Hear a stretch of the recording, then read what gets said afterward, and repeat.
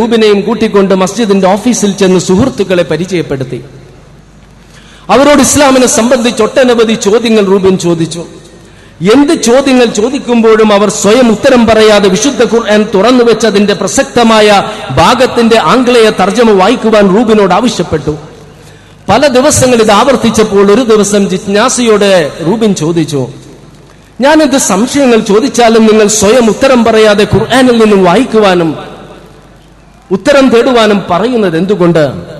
അവർ പറഞ്ഞു, പ്രപഞ്ചനാഥനായ സ്രഷ്ടാവിന്റെ വചനങ്ങളായ ഖുർആന് നൽകുവാൻ കഴിയുന്നതിനേക്കാൾ എന്ത് യുക്തിഭദ്രമായ സത്യസന്ധമായ മറുപടികളാണ് ഞങ്ങൾക്ക് നൽകുവാൻ കഴിയുന്നത്. ഇത് റൂബിനെ ഏറെ ആകർഷിച്ചു. പിന്നെയും അദ്ദേഹം പഠനം തുടർന്നു. വിശുദ്ധ ഖുർആനിലെ യുക്തിഭദ്രമായ ദൈവവിശ്വാസവും നീതിയുക്തമായ പരലോക വിശ്വാസവും ഉന്നത ധാർമ്മിക മൂല്യങ്ങളും ഭ്രൂണശാസ്ത്രത്തെ സംബന്ധിച്ച വിസ്മയകരമായ പരാമർശങ്ങളും ശാസ്ത്രത്തിന്റെ വിവിധ വശങ്ങളെക്കുറിച്ചുള്ള ഖുർആനിക വചനങ്ങളും അനാഥർക്കും അഗതികൾക്കും വഴിയാത്രക്കാർക്കും അടിമകൾക്കും വിധവകൾക്കും അയൽക്കാർക്കുമെല്ലാം ഖുർആൻ നൽകുന്ന അവകാശങ്ങളുമെല്ലാം റൂബിനെ ഏറെ ആകർഷിച്ചെങ്കിലും ഒരു സ്രഷ്ടാവിനെ അംഗീകരിക്കാൻ വ്യക്തമായ തെളിവിനായി അദ്ദേഹം പിന്നെയും കാത്തിരുന്നു. അങ്ങനെ ഇരിക്കെ ഒരു ദിവസം രാത്രി അദ്ദേഹം ഖുർആൻ വായിക്കുന്നതിനിടക്ക് വായന നിർത്തി ഒരു മെഴുകുതിരി കത്തിച്ചു വെച്ച് മുറിയുടെ ലൈറ്റുകൾ മുഴുവനും അണച്ചിട്ട് അള്ളാഹുവിനോട് പറഞ്ഞു, അള്ളാഹുവേ, നിന്റെ മതം ഞാൻ സ്വീകരിക്കാൻ തയ്യാറാണ്. പക്ഷെ എന്റെ ഒരു വ്യവസ്ഥ അള്ളാഹു അംഗീകരിക്കണം. ഒരു ദൃഷ്ടാന്തം, അള്ളാഹു ഉണ്ടെന്നെ ബോധ്യപ്പെടുത്തുന്ന ഒരു ദൃഷ്ടാന്തം, ഒരു നിസ്സാരമായ ദൃഷ്ടാന്തം മതി. ഒരു മിന്നൽ, അല്ലെങ്കിൽ ഈ മെഴുകുതിരിയുടെ തീനാളം ആ മേൽക്കൂര വരെ ഒന്ന് ഉയർത്തി കാണിക്കുക. അങ്ങനെ ഒരു ദൃഷ്ടാന്തത്തിനു വേണ്ടി റൂബിൻ ഒരുപാട് നേരം കാത്തിരുന്നു. ഒരു ചലനം പോലുമില്ല. കാത്തിരുന്ന് അദ്ദേഹം ഉറങ്ങിപ്പോയി. ഉറക്കത്തിൽ നിന്നും എഴുന്നേറ്റ് അണഞ്ഞ മെഴുകുതിരി കത്തിച്ച് വായിച്ചു നിർത്തിയ ഖുർആനിക വചനത്തിന്റെ അടുത്ത വചനം അദ്ദേഹം വായിച്ചു. ആ വചനം വായിച്ചു കഴിഞ്ഞപ്പോഴേക്കും അദ്ദേഹം സ്രഷ്ടാവിനെ അംഗീകരിക്കുകയും ഇസ്ലാം സ്വീകരിക്കുകയും ചെയ്തു. ആ വചനങ്ങൾ ഇപ്രകാരമായിരുന്നു: ആകാശഭൂമികളെ സൃഷ്ടിച്ചവനും സൂര്യന് വെയിലും ചന്ദ്രനും നിലാവും നൽകിയവനും സമയത്തിന്റെയും വർഷത്തിന്റെയും കണക്കറിയാൻ അതിന് വ്യവസ്ഥ നിശ്ചയിച്ചവനും അവനാകുന്നു എന്ന് തുടങ്ങി അള്ളാഹുവിന്റെ ദൃഷ്ടാന്തങ്ങളെ സംബന്ധിച്ച് ഉണർത്തിയിട്ട് പ്രസക്തമായ ഒരു ചോദ്യം ചോദിക്കുന്നു. തന്റെ രക്ഷിതാവിൽ നിന്നും എന്തേ അവനൊരു ദൃഷ്ടാന്തം വരുന്നില്ല എന്ന് അവർ ചോദിക്കുന്നു. റൂബിൻ എന്താണ് മനസ്സിൽ കരുതിയത്? ആ ഒരു ചോദ്യചിഹ്നമാണ്. ജനിച്ച നാൾ മുതൽ സ്രഷ്ടാവിനെ നമ്മെ ബോധ്യപ്പെടുത്തുന്ന ഒട്ടനവധി ദൃഷ്ടാന്തങ്ങൾ നമുക്ക് ചുറ്റും ഉണ്ടായിട്ടും പിന്നെയും സ്രഷ്ടാവിനെ അംഗീകരിക്കാൻ ഒരു ദൃഷ്ടാന്തം തേടുന്ന മനുഷ്യന്റെ യുക്തിഹീനതക്കെതിരെയുള്ള ചോദ്യചിഹ്നമായ ഈ ഖുർആനിക വചനങ്ങൾ തനിക്ക് നേർക്കുള്ള ചോദ്യചിഹ്നമായി റൂബിന് തോന്നുകയും ആ നിമിഷത്തിൽ തന്നെ റൂബിൻ സ്രഷ്ടാവിനെ അംഗീകരിക്കുകയും ഖുർആൻ ദൈവിക ഗ്രന്ഥമാണ് എന്ന സത്യം അംഗീകരിച്ച് ഒരു സത്യവിശ്വാസിയായി തീരുകയും ചെയ്തു. അൽഹംദുലില്ലാഹ്. അതാണ് ഖുർആൻ. ഖുർആന്റെ പ്രസക്തിയും പ്രായോഗികതയും ഔന്നത്യവും അതാണ്.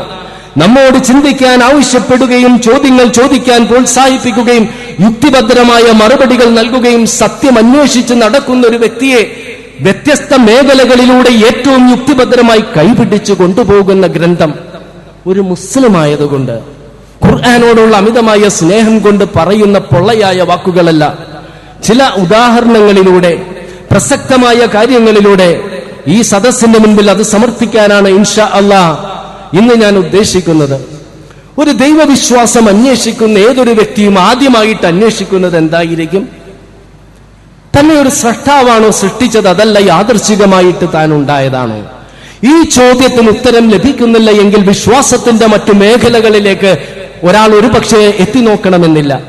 ഇങ്ങനെയുള്ള സംശയങ്ങളും ചോദ്യങ്ങളും ഉന്നയിക്കുന്നവരെ കൊണ്ട് തന്നെ ഉത്തരങ്ങൾ കണ്ടെത്തിക്കുകയും അവരെ കൊണ്ട് തന്നെ സ്വയം സ്രഷ്ടാവിനെ അംഗീകരിപ്പിക്കുകയും ചെയ്യുന്ന വിസ്മയകരമായ സമീപനമാണ് വിശുദ്ധ ഖുർആൻ സ്വീകരിച്ചിട്ടുള്ളത്. അഫലാ യൻദുറൂന ഇലൽ ഇബ്ലി കൈഫ ഖുലിഖത് വ ഇലസ് സമാഇ കൈഫ റുഫിയത് വ ഇലൽ ജിബാലി കൈഫ നുസിബത് വ ഇലൽ അർളി കൈഫ സുതിയത്. ഒട്ടകങ്ങളുടെ നേർക്ക് അവർ നോക്കുന്നില്ലേ, അതെങ്ങനെ സൃഷ്ടിക്കപ്പെട്ടിരിക്കുന്നുവെന്ന്? ആകാശങ്ങളുടെ നേർക്ക് അതെങ്ങനെ ഉയർത്തപ്പെട്ടിരിക്കുന്നുവെന്ന്? പർവ്വതങ്ങളുടെ നേർക്ക് അതെങ്ങനെ നാട്ടി ഭൂമിയുടെ നേർക്ക് അതെങ്ങനെ വിധാനിക്കപ്പെട്ടിരിക്കുന്നു എന്നിങ്ങനെയുള്ള ഒട്ടനവധി ചോദ്യങ്ങളിലൂടെ നമുക്ക് ചുറ്റുമുള്ള പ്രകൃതി പ്രതിഭാസങ്ങളിലേക്കും നക്ഷത്രങ്ങളുടെയും ഗോളങ്ങളുടെയും കൃത്യമായ ഭ്രമണത്തിലേക്കും മനുഷ്യരുടെയും ജീവജാലങ്ങളുടെയും ശരീരഘടനകളിൽ അതിസങ്കീർണങ്ങളായ സംവിധാനങ്ങളിലേക്കും നമ്മുടെ ശ്രദ്ധ തിരിച്ചുവിട്ടുകൊണ്ട് അള്ളാഹു ചോദിക്കുന്നുണ്ട് ഖുർആനിൽ, ഇന്ന ഫീ ദാലിക ലആയത്തൻ ലിഖൗമി യതഫക്കറൂൻ. ചിന്തിക്കുന്ന ജനതയ്ക്ക് ഇതിലെല്ലാം ദൃഷ്ടാന്തമുണ്ട്. മാത്രമല്ല, വിശുദ്ധ ഖുർആനിലെ 8-ാം അധ്യായത്തിൽ 22-ാം വചനത്തിൽ അള്ളാഹു പറയുന്നു, ഇന്ന ശർറ ദവാബി ഇൻദല്ലാഹി സുമ്മുൻ ബുക്കുമല്ലദീന ലാ യഅഖിലൂൻ. ജന്തുക്കളിൽ വെച്ച് അള്ളാഹുവെങ്കിൽ ഏറ്റവും മോശമായവ ചിന്തിച്ച് മനസ്സിലാക്കാത്ത മൂകരും ബധിരരും അത്രേ. എന്താണ് ആ വിശുദ്ധ ഖുർആന്റെ ആ വെല്ലുവിളിക്കാനുള്ള ആ ശക്തിയും ഊർജവും എന്ത് എന്ന് മനസ്സിലാക്കുക. അങ്ങനെ ചുറ്റുപാടുമുള്ള ദൃഷ്ടാന്തങ്ങളിലേക്ക് നമ്മുടെ ശ്രദ്ധ തിരിച്ചുവിടുമ്പോൾ തുറന്ന മനസ്സോടുകൂടി സത്യം മനസ്സിലാക്കുന്ന ആർക്കും ഒരു രക്ഷിതാവ് സൃഷ്ടിക്കാതെ ഇതൊന്നും യാദൃശികമായി ഉണ്ടാകില്ലെന്ന് ബോധ്യപ്പെടും. അങ്ങനെ ഒരു ദൈവവിശ്വാസം മനുഷ്യനിലേക്ക് കടന്നു വന്നാൽ, ഒരു സ്രഷ്ടാവിനെ ദൈവം വിശ്വാസം അന്വേഷിക്കുന്ന, സത്യം അന്വേഷിക്കുന്ന ഒരു മനുഷ്യന് ബോധ്യപ്പെട്ടാൽ അടുത്തതായിട്ട് അയാൾ അന്വേഷിക്കുന്നത് എന്തായിരിക്കും? എല്ലാ വസ്തുക്കളെയും സൃഷ്ടിച്ച സ്രഷ്ടാവിനെ ആരാണ് സൃഷ്ടിച്ചത്? ആ സ്രഷ്ടാവ് എപ്പോഴാണ്? അവന്റെ അന്ത്യം എപ്പോഴാണ്? ആ സ്രഷ്ടാവ് എങ്ങനെയാണ് ഇരിക്കുന്നത്? സ്വാഭാവികമായ സംശയം. ഇത്തരം സംശയങ്ങൾക്ക് യുക്തിഭദ്രമായിട്ട് വിശുദ്ധ ഖുർആൻ മറുപടി നൽകുന്നത് 112-ാം അധ്യായത്തിലെ 4 വചനങ്ങളിലൂടെയാണ്. എന്നെ സംബന്ധിച്ചിടത്തോളം ഞാൻ പല സ്ഥലങ്ങളിലും പറഞ്ഞിട്ടുണ്ട്, എനിക്ക് ഈ വചനങ്ങളോട് വൈകാരികമായ ഒരു ബന്ധമാണ്. കാരണം കുറെ വർഷങ്ങൾ ഈ വിശ്വാസത്തിൽ നിന്നും മാറി നിന്നിട്ട് ഈ വിശ്വാസത്തിലേക്ക് തിരിച്ചു വരാൻ എനിക്ക് പ്രചോദനം ലഭിച്ച പ്രധാനപ്പെട്ട കാരണങ്ങളിലൊന്ന് ഈ വചനങ്ങളുടെ അർത്ഥം തന്നെയാണ്. 1-2 സദസ്സുകളിൽ ഞാൻ പറഞ്ഞിട്ടുണ്ട്, ലോ കോളേജിൽ പഠിക്കുമ്പോൾ എനിക്ക് ആകെ അറിയാവുന്നത് ഈ വചനങ്ങൾ മാത്രം. അതിന്റെ അർത്ഥം അറിയില്ല, ആശയം അറിയില്ല. അതുകൊണ്ട് ഈ വചനങ്ങളോടൊരു സ്നേഹവുമില്ല, ഒരു മമതയുമില്ല. ഒരു ദിവസം ലോ കോളേജിലെ യൂത്ത് ഫെസ്റ്റിവലിൽ വികൃതമായ രീതിയിൽ ഇത് പാടുകയും വികൃതമായ നൃത്ത ചുവടുകൾ വെച്ച് കുട്ടികളുടെ കയ്യടിയും വാങ്ങി സ്റ്റേജിൽ നിന്നും ഇറങ്ങി വരുമ്പോൾ ഇസ്ലാമിക് ഹിസ്റ്ററി പഠിപ്പിച്ചിരുന്ന ഞങ്ങളുടെ പ്രിൻസിപ്പൽ വെങ്കിട്ട സുബ്ബയ്യ എന്നോട് പറഞ്ഞു, മുഖത്തു നോക്കി ദേഷ്യത്തോടെ, Mayan, you did a very bad thing. വളരെ മോശമായ കാര്യമാണ് ചെയ്തത്. ഒരു മനസ്സാക്ഷി കുത്തുമില്ലാതെ പച്ചയായ നുണ ഞാൻ പറഞ്ഞു. Sir, it's an Arabic song. അറബിയിലുള്ളൊരു ഗാനമാണ്. അദ്ദേഹം എന്റെ മുഖത്തേക്ക് നോക്കിയിട്ട് പറഞ്ഞു, no, it's a Quranic verse and a prayer. ഖുർആനിൽ നിന്നുള്ളൊരു വചനമാണ്, പ്രാർത്ഥനയാണ്. വർഷങ്ങൾക്ക് ശേഷം ഈ വചനത്തിന്റെ അർത്ഥം മനസ്സിലാക്കിയപ്പോൾ ഞാൻ തരിച്ചിരുന്നു പോയിട്ടുണ്ട്. ഖുൽ ഹുവല്ലാഹു അഹദ്, അവൻ ഏകനാണ്. പ്രപഞ്ചത്തിലേക്ക് നാം നോക്കുക, എല്ലാം ഒന്നിൽ കൂടുതലില്ലേ? മനുഷ്യരുണ്ടെങ്കിൽ അനേകം മനുഷ്യർ, സൂര്യനുണ്ടെങ്കിൽ അനേകം നക്ഷത്രങ്ങൾ, ഭൂമിയുണ്ടെങ്കിൽ അനേകം ഗ്രഹങ്ങൾ. അപ്പോൾ ഏകൻ എന്ന് പറയുമ്പോൾ അള്ളാഹു പ്രപഞ്ചത്തിനുള്ളിലുള്ളതല്ല, പ്രപഞ്ചത്തിന് പുറത്തുള്ള ശക്തിയാണ്. ഒന്ന്, എല്ലാ വസ്തുക്കളുടെയും ജീവികളുടെയും അടിത്തറ എന്ന് പറയുന്നത് ആറ്റമാണ്, പരമാണുക്കൾ. പരമാണുക്കൾ നെഗറ്റീവായ ഇലക്ട്രോൺ ഉണ്ട്, പോസിറ്റീവായ പ്രോട്ടോൺ ഉണ്ട്, കോർക്കുണ്ട്, ആന്റി കോർക്കുണ്ട്, വെയിറ്റ്സ് ഉണ്ട്, പാർട്ടിക്കിൾസ് ഉണ്ട്. എല്ലാ വസ്തുക്കളും. ഒരു വിഭജിക്കപ്പെടാത്തൊരു വസ്തുവിനെ തേടി ശാസ്ത്രലോകം ഇപ്പോഴും അന്വേഷണം നടത്തുന്നു. അങ്ങനെ ഒരു വസ്തുവിനെ നാളെ ശാസ്ത്രലോകം കണ്ടെത്തിയാലും അങ്ങനെ വിഭജിക്കപ്പെടാത്ത അതുപോലെയുള്ള കോടാനുകോടി വസ്തുക്കൾ ഭൂമിയിലുണ്ടാകും, പ്രപഞ്ചത്തിലുണ്ടാകും. അപ്പോൾ ഏകൻ എന്ന് പറയുന്നത് പ്രപഞ്ചത്തിന് അതീതനായ അള്ളാഹു മാത്രം. 2, അള്ളാഹു സമദ്. അള്ളാഹു ഒന്നിനെയും ആശ്രയിക്കുന്നില്ല, പരാശ്രയനാണ്. മനുഷ്യർ, അത് മനുഷ്യ ദൈവങ്ങളെന്ന് പറയുന്നവരാണെങ്കിലും ദൈവാവതാരങ്ങളായിട്ട് അവതരിച്ചവരെന്ന് പ്രഖ്യാപിക്കുന്നവരാണെങ്കിലും അമാനുഷിക സിദ്ധികളുണ്ടെന്ന് ഉത്ബോധിപ്പിക്കുന്നവരാണെങ്കിലും അവർ ജീവിച്ചിരുന്നപ്പോൾ ഭക്ഷണം കഴിച്ചിരുന്നു, വായു ശ്വസിച്ചിരുന്നു, പലതിനെയും ആശ്രയിച്ചിട്ടുണ്ട്, പലരെയും ആശ്രയിച്ചിട്ടുണ്ട്. ഒരു മരം ഭൂമിയെ ആശ്രയിക്കുന്നു, ഗ്രഹങ്ങൾ പരസ്പരം ആശ്രയിക്കുന്നു, നക്ഷത്രങ്ങൾ പരസ്പരം ആശ്രയിക്കുന്നു. അപ്പോൾ ആശ്രയിക്കാത്ത പ്രപഞ്ചത്തിലെ ഏക വസ്തു എന്ന് പറയുന്നത് ഒന്നുമില്ല. അപ്പോൾ അള്ളാഹു പ്രപഞ്ചത്തിന് അതീതനാണ്. മൂന്നാമത്തേതാണ് പരമപ്രധാനമായി നിങ്ങൾ മനസ്സിലാക്കേണ്ടത്. പലപ്പോഴും നിങ്ങളോട് ആളുകൾ ചോദിക്കാറില്ലേ, എല്ലാം സൃഷ്ടിച്ച സ്രഷ്ടാവിനെ ആരാണ് സൃഷ്ടിച്ചത്? അതിനുള്ള ഉത്തരമാണ് ലം യലിദ് വലം യൂലദ്. അവൻ ജനിച്ചിട്ടില്ല, ജനിപ്പിച്ചിട്ടില്ല. അവൻ എന്നെന്നുമുള്ളവനാണ്, എന്നെന്നും ജീവിക്കുന്നവനാണ്, ആരംഭമില്ലാത്തവനാണ്, അവസാനമില്ലാത്തവനാണ്. ഈ പ്രപഞ്ചത്തിന് ആരംഭമില്ല, അവസാനമില്ല എന്ന് ശാസ്ത്രജ്ഞർ കരുതിയിരുന്ന ഒരു കാലഘട്ടമുണ്ടായിരുന്നു, സ്റ്റഡി സ്റ്റേറ്റ് സിദ്ധാന്തത്തിന്റെ കാലഘട്ടം. അങ്ങനെയിരിക്കെ 1929 എഡ്വിൻ ഹബിൾ എന്ന ശാസ്ത്രജ്ഞൻ പ്രപഞ്ചത്തെ നിരീക്ഷിച്ചപ്പോൾ അമ്പരപ്പെട്ടുപോയി. നെബുലകളും നക്ഷത്രങ്ങളും ഗോളങ്ങളുമെല്ലാം പരസ്പരം അകന്നുകൊണ്ടിരിക്കുന്നു. ഒരു പൊട്ടുകളുള്ള ഒരു ബലൂൺ എടുത്ത് നാം ഊതി വീർപ്പിച്ചാൽ പൊട്ടുകൾ പരസ്പരം അകലുന്നത് പോലെ പ്രപഞ്ചം അകലുന്നു. അതിൽ നിന്നും അദ്ദേഹം പറഞ്ഞു, യൂണിവേഴ്സ് ഇസ് എക്സ്പാൻഡിങ്, പ്രപഞ്ചം വികസിക്കുന്നുവെന്ന്. 1400 വർഷങ്ങൾക്ക് മുൻപ് ഖുർആൻ പറഞ്ഞിട്ടുണ്ട്,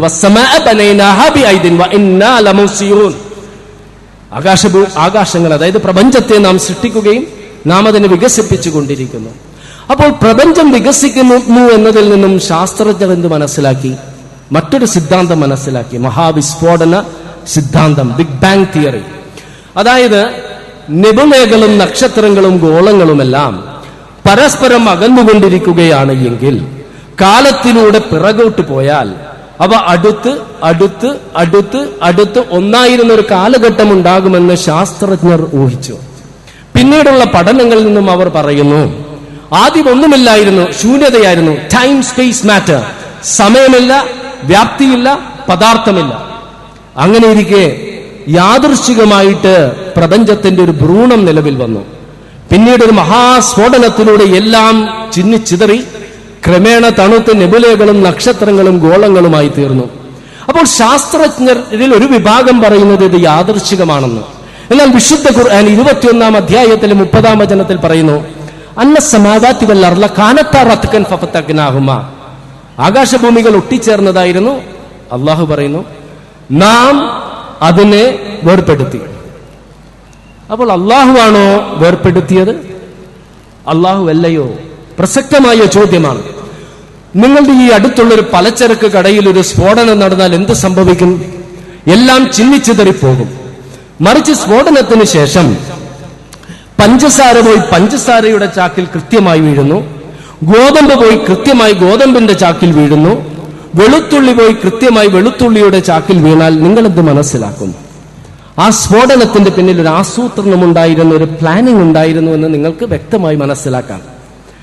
മഹാവിസ്ഫോടന നടന്ന നിമിഷം തന്നെ, നിമിഷം എന്ന് പറയുന്നത് ഒരു നിമിഷത്തെ കോടാനുകോടി ഭാഗങ്ങളായി വിഭജിച്ചാൽ ആ ഭാഗം, ആ സമയത്ത് തന്നെ രണ്ട് ശക്തികൾ തുല്യമായ പങ്കുവഹിച്ചു. ഒന്ന് സ്ഫോടക ശക്തി, മറ്റൊന്ന് ആകർഷിക്കാനുള്ള ശക്തി. ഇത് തുല്യ പങ്കാണ്. സ്ഫോടക ശക്തി മാത്രമേ ഉണ്ടായിരുന്നുള്ളൂവെങ്കിൽ എല്ലാം ചിന്നിച്ചിതറി പോകുമായിരുന്നു, പ്രപഞ്ചം നിലവിൽ വരില്ല. ആകർഷിക്കാനുള്ള ശക്തി മാത്രമേ ഉണ്ടായിരുന്നുള്ളൂവെങ്കിൽ എന്ത് സംഭവിക്കും? എല്ലാം വീണ്ടും പൂർവ്വസ്ഥിതിയിലെത്തും. ഈ രണ്ട് ശക്തികളും തുല്യമായ പങ്ക് വഹിച്ചു. ഈ തുല്യമായ പങ്കെന്ന് പറയുന്നത് ഈ ബന്ധത്തെ കോടാനുകോടി ഭാഗങ്ങളായി വിഭജിച്ചാൽ അതിന്റെ ഒരു അംശത്തിന്റെ വ്യത്യാസം പോലും ഉണ്ടെങ്കിൽ പ്രപഞ്ചം നിലവിൽ വരില്ല എന്ന് ശാസ്ത്രലോകം സമ്മതിക്കുമ്പോൾ അള്ളാഹു പറഞ്ഞില്ലേ, നാമാണ് അതിനെ വേർപെടുത്തിയത്.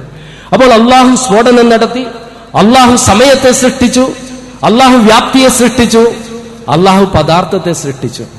ഈ ടൈം സ്പേസ് മാറ്റർ, സമയത്തിന്റെയും വ്യാപ്തിയുടെയും പദാർത്ഥത്തിന്റെയും ലോകത്തിലാണ് ഞാനും നിങ്ങളും ജീവിക്കുന്നത്. അപ്പൊ നമ്മെ സംബന്ധിച്ചിടത്തോളം ഈ ചട്ടക്കൂട്ടിൽ ജീവിക്കുമ്പോൾ എല്ലാത്തിനും ഒരു സമയമുണ്ട്.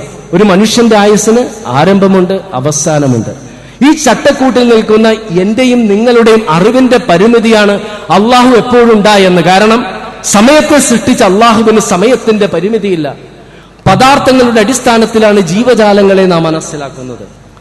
കാരണം എല്ലാത്തിന്റെയും അടിത്തറ ആറ്റമാണ്. ഈ പദാർത്ഥം സൃഷ്ടിച്ച ആ കാഴ്ചപ്പാടിൽ പദാർത്ഥങ്ങളുടെ ചട്ടക്കൂട്ടിൽ ജീവിക്കുന്ന എന്റെയും നിങ്ങളുടെയും അറിവിന്റെ പരിമിതിയിൽ നിന്നുള്ള ചോദ്യമാണ് എല്ലാം സൃഷ്ടിച്ച സൃഷ്ടാവിനെ ആര് സൃഷ്ടിച്ചു എന്ന്. മറിച്ച് പദാർത്ഥത്തെ സൃഷ്ടിച്ച അള്ളാഹുവിന് പദാർത്ഥത്തിന്റെ നിയമം ബാധകമല്ല. സമയത്തിനതീതനായ, പദാർത്ഥത്തിനതീതനായ, വ്യാപ്തിക്കതീതനായ, പ്രപഞ്ചനാഥനായ സൃഷ്ടാവിനെയാണ് അള്ളാഹു വിശുദ്ധ ഖുർആനിലെ 112-ാം അധ്യായത്തിൽ പരിചയപ്പെടുത്തുന്നത്. വലം യകുല്ലഹു കുഫുവൻ അഹദ്, അവനെ പോലെ യാതൊന്നുമില്ല. അങ്ങനെ പ്രപഞ്ചത്തിന് അതീതനായ സൃഷ്ടാവിനെ അള്ളാഹു എങ്ങനെയാണ് നമുക്ക് പരിചയപ്പെടുത്തി തരുന്നത്? നമുക്ക് നിഷേധിക്കാൻ സാധിക്കാത്ത ഒട്ടനവധി വസ്തുക്കളിലേക്ക് നമ്മുടെ ശ്രദ്ധ തിരിച്ചുവിടുന്നു. നിങ്ങൾ അത് നോക്കുന്നില്ലേ? നിങ്ങളുടെ കണ്ണുകളിലേക്ക് നോക്കുന്നില്ലേ? നിങ്ങളുടെ ചിന്താശക്തിയിലേക്ക് നോക്കുന്നില്ലേ? നമുക്ക് ആ സൃഷ്ടാവിനെ ഒരിക്കലും നിഷേധിക്കാൻ സാധിക്കില്ല. ഈ അടുത്ത കാലത്ത് നമ്മുടെ മനസ്സുകളെ ഒട്ടേറെ നൊമ്പരപ്പെടുത്തിയ ഒരു സംഭവമാണ് ബീഫ് കഴിച്ചതിനൊരു പാവപ്പെട്ട മനുഷ്യനെ നിഷ്ഠൂരമായി വധിച്ചത്. ഒരു വെള്ളിയാഴ്ചക്ക് മുൻപ് ഒരു മുസ്ലിം വളരെ പ്രകോപിതനായിട്ട് എന്റെ അടുത്ത് വന്ന് പറഞ്ഞു, നമുക്ക് ശക്തമായിട്ട് ഇതിനെതിരായി പ്രതിഷേധിക്കണം, എന്തും നാം ചെയ്യണം. ഞാൻ പറഞ്ഞു, സഹോദര, വൈകാരികമായിട്ട് പ്രതികരിക്കേണ്ട കാര്യമില്ല. കാരണം ഇതിനെ ഒരു കൂട്ടം ആളുകൾ ചെയ്തൊരു പ്രവൃത്തിയുടെ അടിസ്ഥാനത്തിൽ ഭാരതത്തിലെ എല്ലാ ഹിന്ദുക്കളെയും നാം വർഗീയവാദികളായിട്ട് കാണരുത്. ഇതിനെതിരെ പ്രതികരിച്ചിട്ടുള്ള കോടാനുകോടി മനസ്സുകൊണ്ട് വെറുക്കുന്ന നല്ലവരായ ഹിന്ദുക്കളുണ്ട്. ഇതിനെതിരെ പ്രതികരിച്ചിട്ടുള്ളവരിൽ ഹിന്ദുക്കളായ മാധ്യമ പ്രവർത്തകരുണ്ട്. പുരസ്കാരങ്ങൾ തിരിച്ചു കൊടുത്തിട്ടുള്ള സാഹിത്യകാരന്മാർ, അവർ ഹിന്ദുക്കളാണ്. അതുകൊണ്ട് ചില ആളുകൾ ചെയ്ത പ്രവൃത്തിയുടെ അടിസ്ഥാനത്തിൽ നാം എല്ലാവരെയും വിലയിരുത്തരുത്. എന്നിട്ട് ഞാൻ പറഞ്ഞു, അൽഹംദുലില്ലാ, സർവസ്തുതിയും അള്ളാഹുവിനാണ്. കേട്ടയാൾ ചോദിച്ചു, എന്തിനാണ് താങ്കൾ അതിപ്പോൾ പറഞ്ഞത്? കേരളത്തിൽ ഇതുപോലെയുള്ള ദാരുണ സംഭവങ്ങൾ നടക്കുന്നില്ല, അതുകൊണ്ടാണോ പറഞ്ഞത്? ഞാൻ പറഞ്ഞു, അതുകൊണ്ടല്ല പറഞ്ഞത്. ഞാൻ 112 അധ്യായം ഒന്ന് ആലോചിച്ചു പോയി. 112 അധ്യായം പരിചയപ്പെടുത്തി തരുന്ന അള്ളാഹുവിനെ ആരും അറുക്കില്ലല്ലോ, അരിയില്ലല്ലോ, മുളക് പൊടി തേക്കില്ലല്ലോ, ചവച്ച് ഭക്ഷിക്കില്ലല്ലോ, ഫ്രിഡ്ജിൽ വെക്കില്ലല്ലോ. ഇത് ഞാൻ ആലോചിച്ചു പോയിട്ട് അൽഹംദുലില്ലാ പറഞ്ഞതാണ്. ഈ ഒരു ദൈവവിശ്വാസമുണ്ടല്ലോ, ഇയ്യാക നഅ്ബുദു വഇയ്യാക നസ്തഈൻ, അവനോട് മാത്രം പ്രാർത്ഥിക്കുക, അവനോട് മാത്രം ദൈവിക സഹായം തേടുക എന്ന ഉന്നതമായ തത്വം.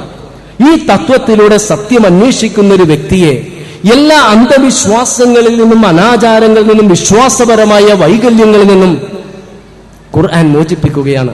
അതും എത്ര യുക്തിഭദ്രമായിട്ടാണ്. ഞാൻ ഈ വസ്തുതകൾ ഓരോന്ന് ആവർത്തിച്ച് പറയുന്നത് ഖുർആന്റെ ഔന്നത്യം നിങ്ങളെ ബോധ്യപ്പെടുത്താനാണ്. 7-ാം അധ്യായത്തിലെ 194-ാം വചനത്തിൽ ഇന്നല്ലദീന തദ്ഊന മിൻ ദൂനില്ലാഹി ഇബാദുൻ അംസാലുക്കും, അംസാലുക്കും 2 വാക്കുകൾ. നിങ്ങളെപ്പോലെ അടിമകൾ മാത്രമാണ് അവർ, അള്ളാഹുവിന് പുറമേ നിങ്ങൾ വിളിച്ച് പ്രാർത്ഥിക്കുന്നവ. നമ്മെപ്പോലെ ജനിക്കുകയും നമ്മെപ്പോലെ ഭക്ഷിക്കുകയും നമ്മെപ്പോലെ ശ്വസിക്കുകയും നമ്മെപ്പോലെ ദാഹം കൊണ്ട് വലയുകയും വിശപ്പ് കൊണ്ട് കഷ്ടപ്പെടുകയും രോഗം കൊണ്ട് ബുദ്ധിമുട്ടുകയും വാർദ്ധക്യത്താൽ കഷ്ടത അനുഭവിക്കുകയും മരണത്തിന് കീഴടങ്ങുകയും മണ്ണും ചാരവുമായി തീരുന്ന നശ്വരമായ മനുഷ്യർക്ക് സ്വന്തം ശരീരത്തെ പോലും വിശപ്പിൽ നിന്നും ദാഹത്തിൽ നിന്നും രോഗത്തിൽ നിന്നും കഷ്ടപ്പാടിൽ നിന്നും ദുഃഖത്തിൽ നിന്നും മോചിപ്പിക്കാൻ കഴിയാത്ത നശ്വരനായ മനുഷ്യൻ എങ്ങനെയാണ് നിങ്ങളുടെ പ്രാർത്ഥനകൾക്ക് ഉത്തരം നൽകാൻ കഴിയുന്നത്?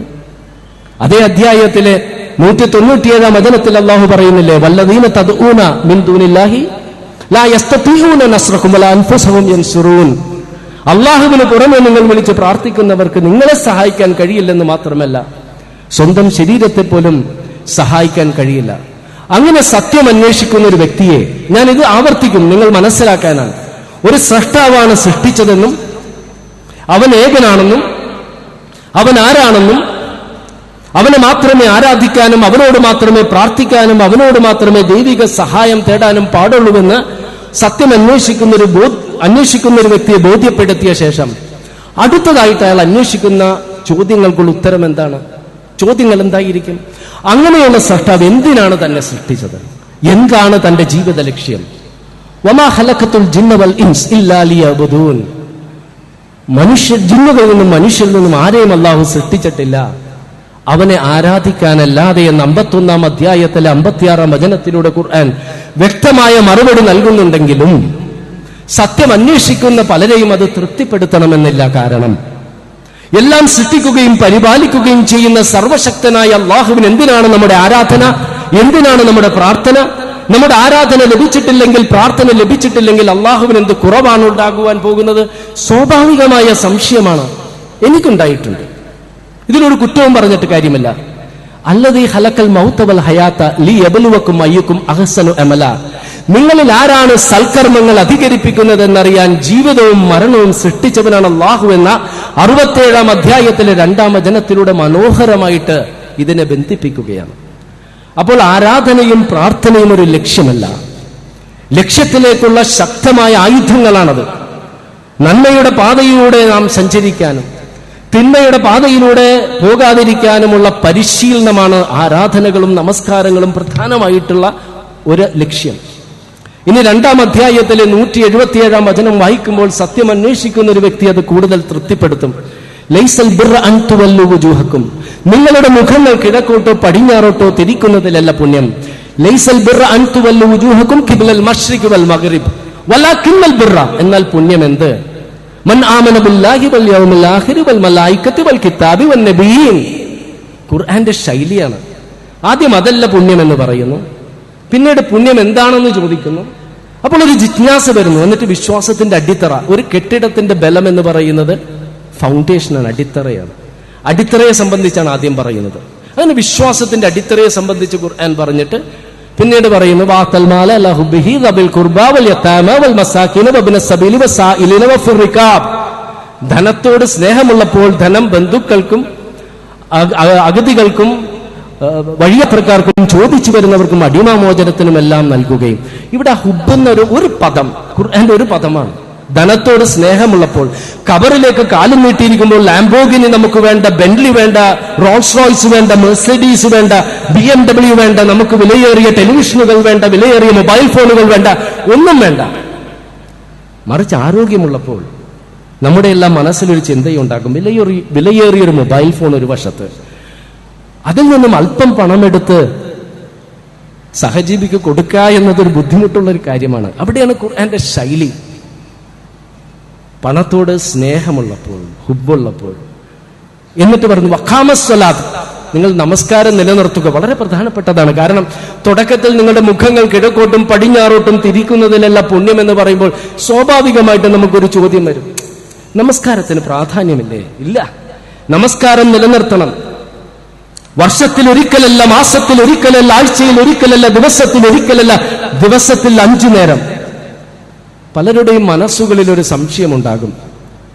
എന്റെ മനസ്സിലുണ്ടായിട്ടുണ്ട്. ഇതെല്ലാം എന്റെ ചിന്തകള്, പലരുടെയും ചിന്തകൾ പങ്കിട്ടതാണ് ഞാൻ പറയുന്നത്. മനസ്സുകൊണ്ട് ദൈവത്തോട് പ്രാർത്ഥിച്ചാൽ പോരെ? എന്തിന് ശരീരം കൊണ്ട് ഈ കസറത്ത്? ഏകദേശം 90 വർഷങ്ങൾക്ക് മുമ്പ് യഹൂദ പത്രപ്രവർത്തകനായ ലിയോപോളിന് ഈ സംശയം തന്നെയുണ്ടായി. പലസ്തീനിലെ ഒരു ഹോട്ടൽ മുറിയുടെ ജാലകത്തിലൂടെ അദ്ദേഹം പുറത്തേക്ക് നോക്കുമ്പോൾ ഒരു വൃദ്ധന്റെ നേതൃത്വത്തിൽ കുറെ ആളുകൾ നമസ്കരിക്കുന്നു. പല ദിവസങ്ങൾ ഇത് ആവർത്തിച്ചപ്പോൾ ഒരു ദിവസം ആ വൃദ്ധനോട് ചോദിച്ചു, ദൈവത്തോട് നന്ദി പറയണമെങ്കിൽ മനസ്സുകൊണ്ട് നന്ദി പറഞ്ഞാൽ പോരെ? എന്തിനീ ശരീരം കൊണ്ടുള്ള കസറത്ത്? ആ വൃദ്ധൻ ലിയോപോളിന്റെ മുഖത്തേക്ക് നോക്കിയിട്ട് പറഞ്ഞു, മനസ്സുകൊണ്ട് മാത്രം നന്ദി പറയുക എളുപ്പമാണ്. പക്ഷേ ആ നന്ദിക്ക് ആത്മാർത്ഥത വേണമെങ്കിൽ മനസ്സും ശരീരവും ഒരുമിച്ച് ഏകാഗ്രതയോടെ നിർത്തണം. മനസ്സും ശരീരവും സൃഷ്ടിച്ചു തന്ന സ്രഷ്ടാവിനോട് ഞങ്ങൾ മുസ്ലിങ്ങൾ രണ്ടും കൊണ്ട് നന്ദി പറയുന്നു. അല്ലാഹു അക്ബർ, അല്ലാഹുവാണ് ഏറ്റവും വലിയവനെന്ന് പറഞ്ഞ് ഞങ്ങൾ കൈകെട്ടുന്നു. അതിനുശേഷം ഞങ്ങൾ സർവസ്വവും അവന്റെ മുമ്പിൽ കീഴൊതുങ്ങുന്നതായി പ്രഖ്യാപിക്കുന്നു. പിന്നീട് ഞങ്ങൾ ലോകങ്ങളുടെ നാഥനായ അവനെ ഞങ്ങൾ സ്തുതിക്കുന്നു. പിന്നീട് അവനോട് മാത്രമേ പ്രാർത്ഥിക്കുകയുള്ളൂ, അവനോട് മാത്രമേ ദൈവിക സഹായം തേടുകയുള്ളൂ എന്ന പ്രഖ്യാപനത്തിലൂടെ വിശ്വാസപരമായ അധാർമികമായ എല്ലാ തിന്മകളിൽ നിന്നും ഞങ്ങൾ മാറി നിൽക്കുമെന്ന് പ്രഖ്യാപിക്കുന്നു. നേരായ മാർഗത്തിലൂടെ ഞങ്ങളെ നയിക്കണമേ എന്നും അക്രമകാരികൾ ഞങ്ങളെ പെടുത്തരുതേ എന്ന പ്രാർത്ഥനയിലൂടെ ഞങ്ങൾ അള്ളാഹുവിനോട് സഹായം തേടുക മാത്രമല്ല, ഞങ്ങൾ സ്വയം ഞങ്ങളെ തന്നെ ഓർമ്മപ്പെടുത്തുന്ന നന്മയുടെ പാതയിലൂടെ വേണം സഞ്ചരിക്കാൻ, തിന്മയിലൂടെ സഞ്ചരിക്കരുത്. പിന്നീട് ഞങ്ങൾ ശിരസ്സു കുമ്പിട്ട് അള്ളാഹുവിനെ സ്തുതിക്കുന്നു. അവസാനം സുജൂദിൽ പോയിട്ട് ഒരു മണൽത്തരിയേക്കാൾ ഞങ്ങൾ ദൈവത്തിന്റെ മുമ്പിൽ നിസ്സാരന്മാരാണെന്ന് ഭരണാധികാരിയും ഭരണീയരും ധനികനും ദരിദ്രനും പണ്ഡിതനും പാമരനും എല്ലാവരും പ്രഖ്യാപിച്ചുകൊണ്ട് അള്ളാഹുവിന്റെ മുമ്പിൽ ഞങ്ങളുടെ എല്ലാ അഹങ്കാരങ്ങളും ഞങ്ങൾ അടിയറവെക്കുകയാണ്. അവസാനം സലാമിട്ടിക്കൊണ്ട് ലോകത്തിന്റെ വിവിധ കോണുകളിലുള്ള ഞങ്ങൾ ഇതിനു മുൻപ് കണ്ടിട്ടില്ലാത്ത, മുൻപരിചയമില്ലാത്ത എല്ലാവർക്കും അള്ളാഹുവിൽ നിന്നുള്ള സമാധാനം ഉണ്ടാകട്ടെ എന്ന് ഹൃദയത്തിൽ തട്ടി ഞങ്ങൾ പ്രാർത്ഥിക്കുകയാണ്. ഒരു വൃദ്ധന്റെ നാവിൽ നിന്നും ഇതുപോലൊരു ഉത്തരം ലിയോപോൾ സ്വപ്നത്തിൽ പോലും പ്രതീക്ഷിച്ചില്ല. അത് അദ്ദേഹത്തെ ഇസ്ലാമിലേക്ക് നയിക്കുകയും അദ്ദേഹമാണ് റൂട്ട് മക്ക, മക്കയിലേക്കുള്ള പാത രചിച്ച മുഹമ്മദ് അസദ് ആയി മാറിയത്. അങ്ങനെ ഒരു സത്യം അന്വേഷിക്കുന്ന വ്യക്തിക്ക് സൃഷ്ടാവുണ്ടെന്നും സൃഷ്ടാവേകനാണെന്നും അവനോട് മാത്രമേ പ്രാർത്ഥിക്കാൻ പാടുള്ളൂവെന്നും ആരാധനയും നമസ്കാരങ്ങളുമെല്ലാം നന്മ ചെയ്യിക്കാനും തിന്മയിൽ നിന്ന് മാറ്റി നിർത്താനുമുള്ള ശക്തമായ ആയുധങ്ങളാണെന്ന് ബോധ്യപ്പെട്ട ശേഷവും അങ്ങനെയുള്ളൊരു വ്യക്തി അള്ളാഹുവിനോട് നന്ദി കാണിക്കണമെന്നില്ല, പ്രാർത്ഥിക്കണമെന്നില്ല, അനുസരിക്കണമെന്നില്ല. ഇതെല്ലാം ചെയ്യണമെങ്കിൽ അള്ളാഹുവിനോടുള്ള നന്ദി ഹൃദയത്തിൽ ഉണ്ടാകണം. നിങ്ങൾക്ക് ആരെങ്കിലും പണം നൽകി സഹായിച്ചാലും തൊഴിൽ നൽകി സഹായിച്ചാലും അപകടങ്ങളിൽ നിന്ന് രക്ഷിച്ചാലും ആ വ്യക്തിയോട് നിങ്ങൾക്കൊരു നന്ദി ഉണ്ടാകില്ലേ? ഈ മനഃശാസ്ത്രമാണ് ഖുർആൻ ഉപയോഗിച്ചിട്ടുള്ളത്. ആകാശഭൂമികളെ സൃഷ്ടിച്ചതും അതിൽ നിന്ന് മഴ വർഷിക്കുന്നതും അതിലൂടെ മൃതഭൂമിക്ക് ജീവൻ നൽകുന്നതും ഭൂമിയിലെങ്ങും ജീവജാലങ്ങളെ വ്യാപിപ്പിക്കുന്നതും കാറ്റിന്റെ ഗതി നിയന്ത്രിക്കുന്നതും കാറ്റിനെ കൊണ്ട് ആകാശഭൂമികൾക്കിടയിൽ മേഘങ്ങളെ നിയന്ത്രിച്ചു നിർത്തുന്നതും രാപ്പകലുകൾ മാറ്റി മാറ്റി വരുത്തുന്നതും ഭൂമിയെ നിങ്ങൾക്ക് താമസയോഗ്യമാക്കിയതും അതിലൂടെ അരുവികൾ ഒഴുക്കിയതും അതിൽ പർവ്വതങ്ങൾ നാട്ടിയതും ഇരു സമുദ്രങ്ങൾക്കിടയിൽ മറതീർത്തതും നിർജീവരായ നിങ്ങൾക്ക് ജീവൻ നൽകിയതും ആര് എന്നിങ്ങനെയുള്ള ഒട്ടനവധി ചോദ്യങ്ങളിലൂടെ വിവിധ അധ്യായങ്ങളിൽ അള്ളാഹു ആവർത്തിക്കുകയാണ്. അള്ളാഹു നമുക്ക് നൽകിയ ഒട്ടനവധി അനുഗ്രഹങ്ങളെ സംബന്ധിച്ച് 55-ാം അധ്യായത്തിൽ പറയുന്നില്ലേ, ഓരോ അനുഗ്രഹങ്ങളെ സംബന്ധിച്ച് പറഞ്ഞിട്ട് ഫബി അയ്യാലായി റബ്ബിക്കുമാ തുകദ്ദിബാൻ, ഇതിലേത് അനുഗ്രഹത്തെയാണ് നിങ്ങൾക്ക് നിഷേധിക്കാൻ കഴിയുന്നത്? അപ്പോൾ ഒരു സത്യവിശ്വാസ് അന്വേഷിക്കുന്ന വ്യക്തിയെ സംബന്ധിച്ചിടത്തോളം ശരിയാണ്,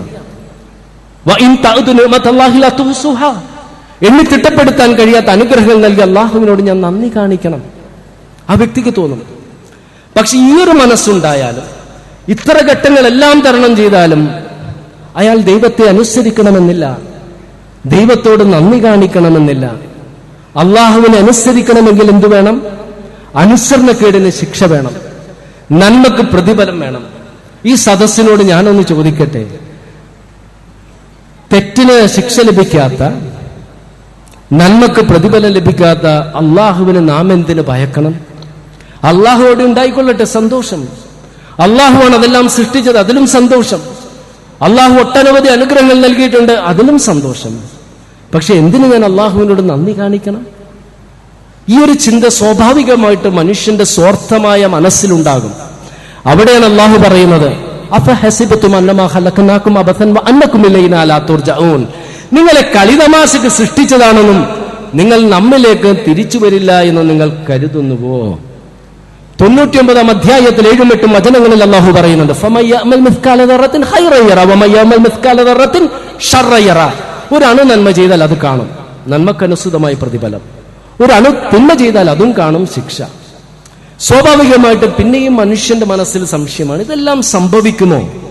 7-ാം അധ്യായത്തിലെ 22-ാം അധ്യായത്തിൽ 7-ാം വചനത്തിൽ അല്ലാഹു പറയുന്നുണ്ട്, വഅന്ന സാഅത ആതിയത്തുൻ ലാ റൈബ ഫീഹാ വഅന്ന അല്ലാഹ യബ്അസു മൻ ഫിൽ ഖുബൂർ, അന്ത്യദിനം സംഭവിക്കുകയില്ല എന്നും കുഴിമാടങ്ങളിൽ കിടക്കുന്നവരെ ഉയർത്തെഴുന്നേൽപ്പിക്കില്ലെന്നും നിങ്ങൾ സംശയിക്കുന്നുവോ? വ്യക്തമായ ചോദ്യമാണ്. ഇവിടെ നമ്മെ സംബന്ധിച്ചിടത്തോളം എപ്പോഴും ഒരു പ്രശ്നമുണ്ട്. അള്ളാഹുവിനെ അംഗീകരിക്കാൻ വലിയ ബുദ്ധിമുട്ടില്ല. നിങ്ങളുടെ കണ്ണുകളുടെ ഘടന ഇന്ന് ഇന്റർനെറ്റിൽ പോയിട്ട് നിങ്ങളൊന്ന് ഇന്റർനെറ്റിൽ പരിശോധിക്കുക. ആ സംവിധാനം, ഈ ഒറ്റ അവയവത്തിന്റെ ഘടനയും സംവിധാനത്തെയും സംബന്ധിച്ച് മനസ്സിലാക്കിയാൽ ഒരിക്കലും ഇത് യാദർച്ഛികമായി ഉണ്ടാകില്ല എന്ന് നിങ്ങൾക്ക് ബോധ്യപ്പെടുകയും നിങ്ങൾക്ക് അള്ളാഹുവിനെ അംഗീകരിക്കേണ്ടി വരും. പക്ഷെ ഇങ്ങനെ അംഗീകരിച്ച മനുഷ്യന്റെ മനസ്സിലും മണ്ണും ചാരവുമായി തീർന്ന് നമ്മെ എങ്ങനെയാണ് അള്ളാഹുവിന് വീണ്ടും സൃഷ്ടിക്കാൻ സാധിക്കുക? ഇതാണ് ഏകദൈവ വിശ്വാസം, അടിത്തറയാണ്. പക്ഷെ പരലോക വിശ്വാസമില്ലെങ്കിൽ ഏകദൈവ വിശ്വാസത്തിന് അർത്ഥമില്ല. അവിടെയാണ് ഏറ്റവും മനോഹരമായിട്ട്, വാസ്തവത്തിൽ ഈ വചനങ്ങളെല്ലാം വായിച്ചാലുണ്ടല്ല, ഖുർആൻ അള്ളാഹുവിന്റെ വചനങ്ങളല്ല എന്ന് പറയില്ല. 30-ാം അധ്യായത്തിൽ 27-ാം വചനത്തിൽ അള്ളാഹു പറയുന്നുണ്ട്, വഹുവല്ലദീ യബ്ദഉൽ ഖൽഖ സുമ്മ യുഈദുഹു വഹുവ അഹ്വനു അലൈഹി, ആദി സൃഷ്ടി നടത്തിയവൻ നാമാണ് എങ്കിൽ വീണ്ടും അത് ആവർത്തിക്കുക എളുപ്പമാണ്. ഒരു മൊബൈൽ ഫോൺ ആദ്യമായിട്ടുണ്ടാക്കുക ബുദ്ധിമുട്ടാണ്. ഉണ്ടാക്കിക്കഴിഞ്ഞാൽ വീണ്ടും അത് ആവർത്തിക്കുക എന്തെങ്കിലും ബുദ്ധിമുട്ടുണ്ടോ? നാം എല്ലാം അംഗീകരിച്ചതാണ്, അള്ളാഹുവാണ് നമ്മെ സൃഷ്ടിച്ചത്, അതിന് സംശയമില്ല. കാരണം ഈ സങ്കീർണങ്ങളായ സംവിധാനങ്ങൾ യാദർശികമായി ഉണ്ടാകില്ല എന്ന് നമുക്കറിയാം. അത് അംഗീകരിച്ച് നമുക്ക് മണ്ണും ചാരവുമായി തീരുന്ന നമ്മെ വീണ്ടും സൃഷ്ടിക്കാൻ കഴിയുമെന്ന് അംഗീകരിക്കാൻ വല്ല ബുദ്ധിമുട്ടുമുണ്ടോ? അതുകൊണ്ട് പരലോകം ഒരു യാഥാർത്ഥ്യമാണെന്ന് സത്യം അന്വേഷിക്കുന്ന ഒരു വ്യക്തിക്ക് 100% ബോധ്യപ്പെടും. അങ്ങനെ സൃഷ്ടാവാണ് സൃഷ്ടിച്ചതെന്നും അവൻ ഏകനാണെന്നും അവനോട് മാത്രമേ പ്രാർത്ഥിക്കാനും അവനോട് മാത്രമേ ദൈവിക സഹായം തേടാൻ പാടുള്ളൂവെന്നും അവൻ എണ്ണിത്തിട്ടപ്പെടുത്താൻ കഴിയാത്ത അനുഗ്രഹങ്ങൾ നൽകിയിട്ടുണ്ടെന്നും ഈ അനുഗ്രഹങ്ങൾക്ക് നന്ദി കാണിക്കേണ്ടത് സൽക്കർമ്മങ്ങൾ അനുഷ്ഠിച്ചിട്ടും തിന്മയിൽ നിന്ന് മാറി നിന്നിട്ടാണെന്നും മരണാനന്തരം മണ്ണും ചാരവുമായി തീരുന്ന മനുഷ്യനെ അല്ലാഹു സൃഷ്ടിക്കുമെന്നും നന്മക്കനുസൃതമായ പ്രതിഫലവും തിന്മക്കനുസൃതമായ ശിക്ഷയും ലഭിക്കുമെന്നുമെല്ലാം ബോധ്യപ്പെട്ട ശേഷം അടുത്തതായിട്ട് ബോധ്യപ്പെടേണ്ട ഒരു പ്രധാനപ്പെട്ട കാര്യമുണ്ട്. ഇതെല്ലാം നമ്മോട് ഉണർത്തിയിട്ടുള്ള മുഹമ്മദ് നബി സല്ലല്ലാഹു അലൈഹി വസല്ലം എന്തർത്ഥത്തിലാണ് ഒരു പ്രവാചകനാകുന്നത്? ആ മനുഷ്യന്റെ നാവിലൂടെ ഉതിർന്നു വീണ വചനങ്ങൾ, ഖുർആനും മറ്റു വചനങ്ങളും എന്തടിസ്ഥാനത്തിലാണ് അള്ളാഹുവിന്റെ വചനങ്ങളാകുന്നത്? കാലാകാലങ്ങളിൽ മനുഷ്യരെ സത്യത്തിലൂടെയും നീതിയിലൂടെയും ധർമ്മത്തിലൂടെയും നയിക്കാൻ അള്ളാഹു പ്രവാചകന്മാരെ നിയോഗിച്ചിട്ടുണ്ടായിരുന്നു.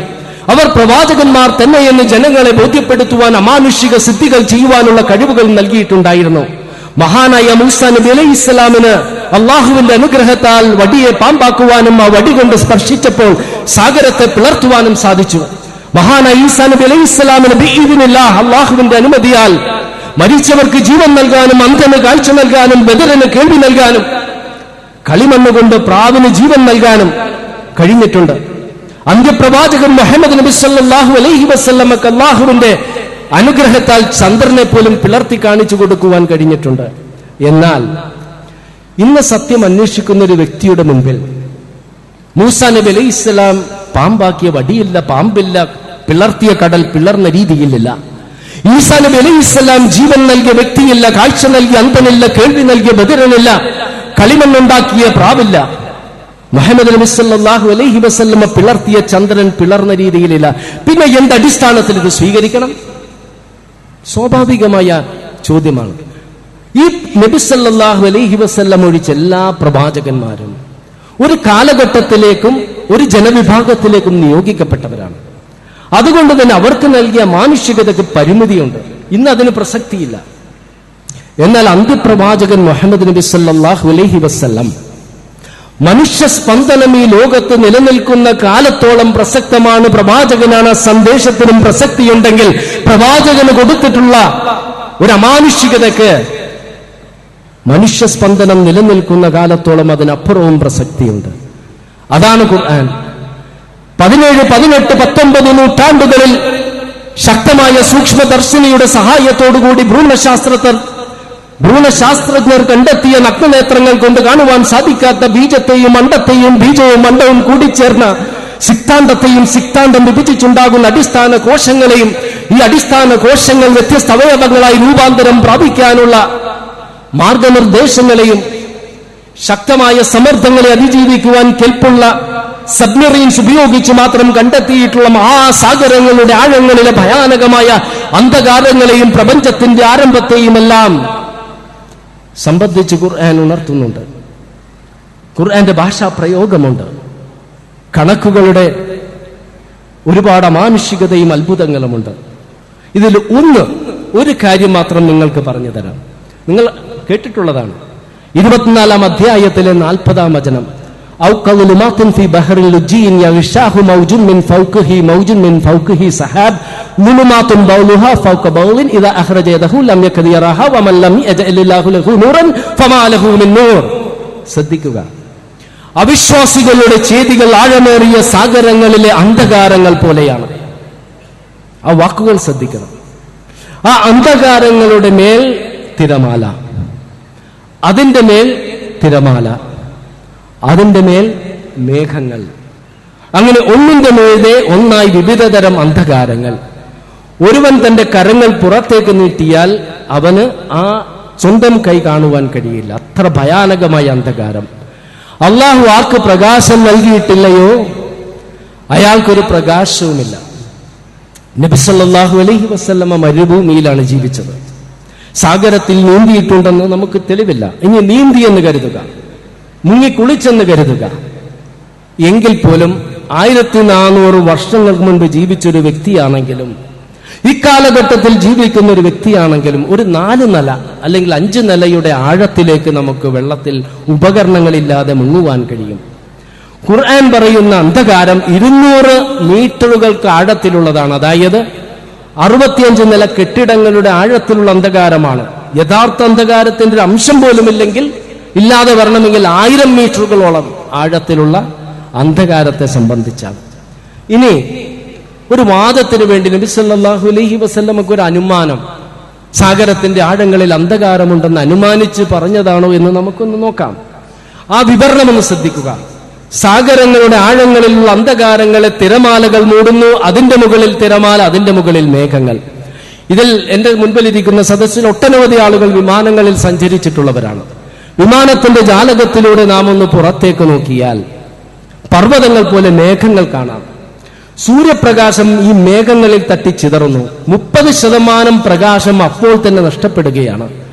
പിന്നെ അവിടുത്തെ പൊടിപടലങ്ങളും വെള്ളത്തിന്റെ അംശങ്ങളുമെല്ലാം 19% പ്രകാശത്തെയും വലിച്ചെടുക്കുന്നു. അപ്പോൾ 49% സൂര്യപ്രകാശം അപ്പോൾ തന്നെ നഷ്ടപ്പെട്ടു. ബാക്കിയുള്ളത് സാഗരത്തിന്റെ ഉപരിഭാഗത്തിലുള്ള തിരമാലകളിൽ എത്തുമ്പോഴേക്കും 30% നഷ്ടപ്പെടുന്നു. ഉപരിഭാഗത്തുള്ള തിരമാലകളിൽ സൂര്യപ്രകാശം തട്ടിച്ചിതറുന്നു. 5% പിന്നെയും നഷ്ടപ്പെടുന്നു. ബാക്കിയുള്ള പ്രകാശമാണ് സാഗരത്തിന്റെ ആഴങ്ങളിലേക്ക് വരുന്നത്.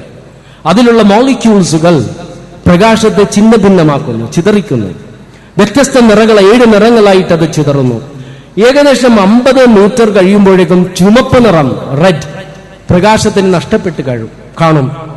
50 മീറ്ററിന്റെ അടിയിൽ വെച്ച് നമ്മുടെ കൈ മുറിഞ്ഞാൽ ഒരു ദ്രാവകമാണെന്ന് മനസ്സിലാക്കാം, ചുവപ്പ് കളർ ഉണ്ടാകില്ല, നിറമുണ്ടാകില്ല. ഒരു 100 മീറ്റർ കഴിയുമ്പോൾ പച്ച നിറം നഷ്ടപ്പെടും. പിന്നെയും പ്രകാശം ഇങ്ങനെ നഷ്ടപ്പെട്ടുകൊണ്ടേയിരിക്കും. സാഗരത്തിന്റെ ആഴങ്ങളിൽ ഭയാനകങ്ങളായ തിരമാലകളുണ്ട്. ഇന്നർ വേവ്സ്, മൈലുകൾ കണക്കിനാണ് നീളം. പർവ്വതങ്ങളെ പോലെ വലിപ്പമുള്ള തിരമാലകൾ. ഇത് നഗ്നനേത്രങ്ങൾ കൊണ്ട് കാണുവാൻ കഴിഞ്ഞിരുന്നില്ല. ഉപകരണങ്ങൾ കൊണ്ട് ശാസ്ത്രജ്ഞർ മനസ്സിലാക്കിയതാണ്. അതിലും തട്ടിച്ചിതറുന്നു. അതിന്റെ അടിയിലുള്ള 200 മീറ്ററുകൾക്കടിയിലുള്ള, അതായത് 670 നിലകളുള്ള ഒരു കെട്ടിടത്തിന്റെ ആഴങ്ങളിലുള്ള അന്ധകാരമാണ്. പിന്നെയും വെളിച്ചത്തിന്റെ, പ്രകാശത്തിന്റെ ചെറിയ അംശങ്ങൾ ഉണ്ടാകാം. 1000 മീറ്ററുകൾക്ക് ആഴത്തിൽ ഒന്നും തന്നെയില്ല, കൂരിരട്ട്. ഒരുവൻ തന്റെ കരങ്ങൾ പുറത്തേക്ക് നീട്ടിയാൽ കാണുമാറാകയില്ല. ശക്തമായ സൂക്ഷ്മദർശിനി കൊണ്ട് മാത്രം കണ്ടെത്തിയിട്ടുള്ള അന്ധകാരം എങ്ങനെയാണ് 1400 വർഷങ്ങൾക്ക് മുമ്പ് നബി സല്ലല്ലാഹു അലൈഹി വസല്ലമക്ക് പറയാൻ കഴിഞ്ഞതെന്ന് മാത്രമല്ല, ആ വിവരണം അന്ധകാരങ്ങളുടെ മേൽ തിരമാല, അതിന്റെ മേൽ തിരമാല, ഇന്നർ വേവ്സ്, അതിന്റെ മുകളിൽ തിരമാല, ഉപരിതലത്തിലുള്ള തിരമാല, അതിന്റെ മുകളിൽ മേഘങ്ങൾ. ഇന്നഹു ലതൻസീലു റബ്ബിൽ ആലമീൻ. ആരും പറഞ്ഞു പോകും, ലോകങ്ങളുടെ നാഥനായ രക്ഷിതാവിൽ നിന്നും അവതീർണമായ വേദഗ്രന്ഥമാണ് എന്ന്. ഈ ഖുർആൻ പഠിക്കുകയും ഉൾക്കൊള്ളുകയും നാം ജീവിതത്തിൽ പകർത്തുകയും ചെയ്യേണ്ടേ. തുറന്ന മനസ്സോടുകൂടി ഖുർആനെ വിലയിരുത്തുന്ന ആരും അംഗീകരിക്കും ഖുർആൻ അള്ളാഹുവിൽ നിന്നുള്ള ഗ്രന്ഥമാണെന്നും നബി സല്ലല്ലാഹു അലൈഹി വസല്ലം അള്ളാഹുവിൽ നിന്നുള്ള പ്രവാചകനാണെന്നും ഇസ്ലാം യഥാർത്ഥ ദൈവിക ദർശനമാണെന്നും. പക്ഷേ ഈ തുറന്ന മനസ്സോടുകൂടി സത്യം അന്വേഷിക്കുകയും തേടുകയും സ്വീകരിക്കുകയും ചെയ്യുന്നവർ എക്കാലഘട്ടത്തിലും ന്യൂനപക്ഷമായിരുന്നു. മഹാഭൂരിപക്ഷവും തങ്ങൾ വിശ്വസിക്കുന്ന മത ദർശനത്തിൽ അന്ധമായി അള്ളിപ്പിടിക്കുന്നവരാണ്. അവർ ഇസ്ലാമിനെയും ഖുർആനെയും പ്രവാചകനെയും മനസ്സിലാക്കുന്നത് എന്റെയും നിങ്ങളുടെയും ജീവിതങ്ങളിലൂടെയും പെരുമാറ്റങ്ങളിലൂടെയും സാമ്പത്തിക ഇടപാടുകളിലൂടെയും ആയിരിക്കും. അനാഥത്വം എന്ന് പറയുന്നത് നിസ്സഹായതയുടെ പാരമ്യമാണ്. പ്രവാചകന്റെ ജീവിതം ആരംഭിച്ചത് അപ്രകാരമാണ്. ദാരിദ്ര്യം എന്ന് പറയുന്നത് ഉയർച്ചയുടെ ചവിട്ടുപടികൾ ചവിട്ടിക്കയറാനോ വലിയൊരു തടസ്സമാണ്. പ്രവാചകൻ ജീവിച്ചത് ദരിദ്രനായിട്ടായിരുന്നു. 40 വയസ്സ് വരെ സാധാരണക്കാരനായി ജീവിച്ച ആ വ്യക്തി 40-ാം വയസ്സിൽ പ്രബോധനം ആരംഭിച്ച് ഹ്രസ്വമായ ഒരു കാലഘട്ടത്തിനുള്ളിൽ അടിമകൾ മുതൽ മക്കയിലെ പ്രമാണിമാർ വരെ ഈ വിശ്വാസം സ്വീകരിക്കാനുള്ള പ്രധാന കാരണങ്ങളിൽ ഒന്ന് നബി സല്ലല്ലാഹു അലൈഹി വസല്ലം ജീവിതത്തിൽ പുലർത്തിയ സത്യസന്ധതയും ആത്മാർത്ഥതയും, വാക്കിലും പ്രവൃത്തിയിലും സമീപനങ്ങളിലുമുള്ള സൗമ്യതയുമായിരുന്നു. ഇസ്ലാമിന്റെ ഏറ്റവും ശക്തമായ പ്രചരണായുധം ഒരു മുസ്ലിമിന്റെ ആയുധം തന്നെയായിരിക്കണമെന്ന് സ്വന്തം ഉപദേശത്തോട് 100% ആത്മാർത്ഥത പുലർത്തിക്കൊണ്ടാണ് നബി സല്ലല്ലാഹു അലൈഹി വസല്ലം ഈ ലോകത്ത് നിന്നും വിട പറഞ്ഞത്. ഞാനും നിങ്ങളുമോ? സ്വയം നാം സ്വന്തത്തോട് ചോദിക്കേണ്ട ഒരു ചോദ്യമാണ്. തന്റെ മേൽ ചപ്പ് ചവറിട്ട യഹൂദ പെൺകുട്ടിക്ക് അസുഖമാണെന്നറിഞ്ഞ് ഓടിച്ചെന്നവരെ സമാശ്വസിപ്പിച്ച പ്രവാചകന്റെ ആ അലിവാർന്ന ഹൃദയം എന്തേ നാം മറന്നുപോകുന്നത്? തന്നെ വധിക്കാൻ വന്ന വ്യക്തിയുടെ വാള് നിലത്തു വീഴുകയും ആ വാള് തന്റെ കരങ്ങളിൽ വന്നിട്ടും ശത്രുവിന് മാപ്പ് നൽകിയ പ്രവാചകന്റെ വിട്ടുവീഴ്ച മനോഭാവം എന്തേ നാം ഓർക്കാതെ പോകുന്നത്?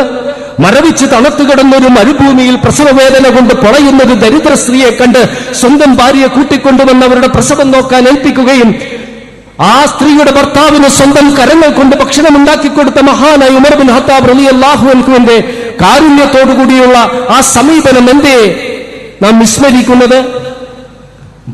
ഭരണാധികാരിയെ ഉമർ കാണുന്നില്ലെങ്കിലും ഉറങ്ങാത്ത കണ്ണുകൾ കൊണ്ട് നമ്മെ വീക്ഷിക്കുന്ന അല്ലാഹു കാണുന്നുണ്ട്. അതുകൊണ്ട് പാലിൽ വെള്ളം ചേർക്കാൻ തയ്യാറല്ല എന്ന് അതിനെ നിർബന്ധിച്ച മാതാവിന്റെ മുഖത്ത് നോക്കി പറഞ്ഞ ദരിദ്ര ബാലികയുടെ സത്യസന്ധത എന്തേ നമുക്ക് ആവേശം പകരാത്തത്?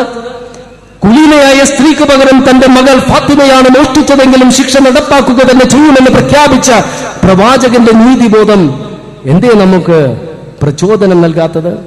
ലാ യർഹമുല്ലാഹു മൻ ലാ യർഹമുൻ നാസ, മനുഷ്യരോട് കാരുണ്യം കാണിക്കാത്തവരോട് അല്ലാഹുവും കാരുണ്യം കാണിക്കില്ലെന്നും, ഇർഹമു മൻ ഫിൽ അർളി യർഹമുകും മൻ ഫിസ് സമാ, ഭൂമിയിലുള്ളവരോട് നിങ്ങൾ കാരുണ്യം കാണിക്കുക, ആകാശത്തിലുള്ളവൻ നിങ്ങളോട് കാരുണ്യം കാണിക്കുമെന്നെല്ലാമുള്ള പ്രവാചകന്റെ നിർദ്ദേശങ്ങൾ എന്തേ നാം മറന്നു പോകുന്നത്?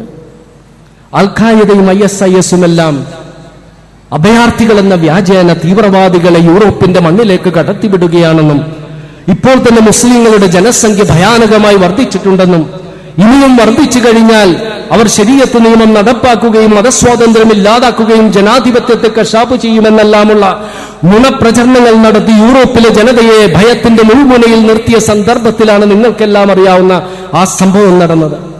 യുദ്ധക്കെടുതിയിൽ നിന്ന് രക്ഷ നേടാനായിട്ട് സാഗരം കടക്കുന്നതിനിടയിൽ മുങ്ങിപ്പോയൊരു കുടുംബത്തിലെ 3 വയസ്സുള്ള പിഞ്ചുബാലന്റെ വിറങ്ങലിച്ച് മരവിച്ചു കിടന്ന പിഞ്ചു ശരീരം കടൽ തീരത്ത് അണഞ്ഞത് ലോക മനസ്സാക്ഷിയെ പിടിച്ചു കുലുക്കി. തങ്ങൾ അഭയം നൽകാതിരുന്നത് കൊണ്ട് ബാല്യം കരിഞ്ഞുപോയ, സ്വപ്നങ്ങൾ ചാമ്പലാക്കപ്പെട്ട, ജീവൻ നഷ്ടപ്പെട്ട പിഞ്ചുബാലന്റെ ദുരന്തം യൂറോപ്പിലെ വലിയൊരു ജനവിഭാഗം കണ്ടത് തങ്ങളുടെ മനസ്സാക്ഷിയിലേക്കുള്ള കഠാര കുത്തിയിറക്കിയതുപോലെയാണ്. ഒട്ടനവധി ആളുകൾ, 10,000-കണക്കിന് ആളുകളാണ് ഫേസ്ബുക്കിലൂടെയും വെബ്സൈറ്റ് മറ്റ് മാധ്യമങ്ങളിലൂടെയും പ്രതികരിച്ചത്. ഞങ്ങളുടെ വീടുകളിൽ അവരെ താമസിപ്പിക്കാം, ഞങ്ങളുടെ ഭക്ഷണത്തിൽ നിന്നും അവർക്ക് നൽകാം, ഞങ്ങളുടെ വസ്ത്രം അവർക്ക് നൽകാം, ഞങ്ങളുടെ കുട്ടികളോടൊപ്പം അവരെയും വളർത്താം, ഞങ്ങളുടെ കുട്ടികൾ പഠിക്കുന്ന വിദ്യാഭ്യാസ സ്ഥാപനങ്ങളിൽ അവർക്ക് സൗജന്യമായി വിദ്യാഭ്യാസം നൽകാം, ഞങ്ങളുടെ തൊഴിൽശാലകളിൽ അവരെയും പരിശീലിപ്പിക്കാം. ലബനാനും ജോർദാനും അതുപോലെ തന്നെ ടർക്കിയും ലക്ഷക്കണക്കിന് അഭയാർത്ഥികൾക്ക് അഭയം നൽകിയെന്നതും നമുക്ക് നിഷേധിക്കാൻ സാധിക്കില്ല. എന്നാൽ പുറം തിരിഞ്ഞു നിന്ന മുസ്ലിം സമൂഹങ്ങളുമുണ്ട് എന്നതൊരു സത്യമാണ്. 1400 വർഷങ്ങൾക്ക് മുമ്പ് ഖുറൈശികളുടെ മർദ്ദനം സഹിക്കാതെ മുഹാജിറുകൾ മദീനയിലേക്ക് പലായനം ചെയ്തപ്പോൾ കൂടപ്പിറപ്പുകളെ പോലെയല്ല അൻസാറുകൾ സ്വീകരിച്ചത്. തങ്ങൾ പട്ടിണി കിടന്നിട്ടാണെങ്കിലും അവർക്ക് അവർ ഭക്ഷണം നൽകിയില്ലേ, തങ്ങളുടെ വസ്ത്രങ്ങൾ നൽകിയില്ലേ, വ്യാപാരത്തിൽ പങ്കുചേർത്തില്ലേ? ഈ മനസ്സും മനോഭാവം എന്തേ നമുക്ക് നഷ്ടപ്പെട്ടു പോയത്? ഞാനൊരു കാര്യം പറഞ്ഞുകൊണ്ട് അവസാനിപ്പിക്കുകയാണ്. 1400 വർഷങ്ങൾക്ക് മുമ്പ് നബി സല്ലല്ലാഹു അലൈഹി വസല്ലമയുടെ മസ്ജിദുണ്ട് മദീനയിൽ. രാത്രി കാലങ്ങളിൽ വിളക്കിൽ എണ്ണയൊഴിക്കാൻ സ്ഥിതിയില്ലാത്തത് കൊണ്ട് അന്ധകാരത്തിൽ മുങ്ങിക്കുളിച്ചിരുന്നു. മുസ്ലിങ്ങളുടെ പല ഭവനങ്ങളും അന്ധകാരത്തിൽ മുങ്ങിക്കുളിച്ചിരുന്നു.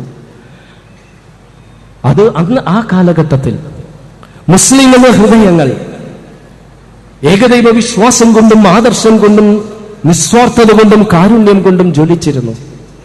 ഇന്ന് മുസ്ലിങ്ങളുടെ മസ്ജിദുകളും ഭവനങ്ങളും വൈദ്യുതി വിളക്കുകൾ കൊണ്ട് പ്രകാശപൂരിതമാണ്. എന്നാൽ നമ്മുടെ ഹൃദയങ്ങൾ അന്ധവിശ്വാസങ്ങൾ കൊണ്ടും ആദർശമില്ലായ്മ കൊണ്ടും സ്വാർത്ഥത കൊണ്ടും അന്ധകാരത്തിൽ മുങ്ങിയിരിക്കുന്നു. 1400 വർഷങ്ങൾക്ക് മുമ്പ് മുസ്ലിങ്ങളുടെ മസ്ജിദുകളും ഭവനങ്ങളും ഇടുങ്ങിയതായിരുന്നു. എന്നാൽ യഥാർത്ഥ വിശ്വാസം കൊണ്ടും കാരുണ്യം കൊണ്ടും നമ്മുടെ ഹൃദയങ്ങൾ വിശാലമായിരുന്നു. എന്നാൽ ഇന്ന് നമ്മുടെ മസ്ജിദുകളും ഭവനങ്ങളും വിശാലമാണ്, എന്നാൽ നമ്മുടെ ഹൃദയങ്ങൾ ഇടുങ്ങിപ്പോയിരിക്കുന്നു. അതുകൊണ്ട് വിശുദ്ധ ഖുർആൻ എല്ലാ അർത്ഥത്തിലും മനസ്സിലാക്കി അതിന്റെ ആദർശങ്ങൾ ഉൾക്കൊണ്ട് ജീവിതത്തിലൂടെ ഇസ്ലാമിന്റെ ശക്തരായ പ്രബോധകരായി തീരണമെന്ന് ആദ്യമായി എന്നോടും പിന്നീട് നിങ്ങളോടും പറഞ്ഞുകൊണ്ട് ഞാൻ അവസാനിപ്പിക്കുന്നു. അല്ലാഹുമ്മ ഗ്ഫിർ ലിൽ മുഅ്മിനീന വൽ മുഅ്മിനാത്ത് വൽ മുസ്ലിമീന വൽ മുസ്ലിമാത്ത് അല്ലാഹുമ്മ ഹീന ലൽ കിതാബി വസുന്ന വമിത്ന മൽ ഈമാനി വത്തൗബ റബ്ബനാ ആതിനാ ഫിദ് ദുനിയ ഹസന വഫിൽ ആഖിറതി ഹസനതൻ വഖിനാ അദാബന്നാർ. അസ്സലാമു അലൈക്കും.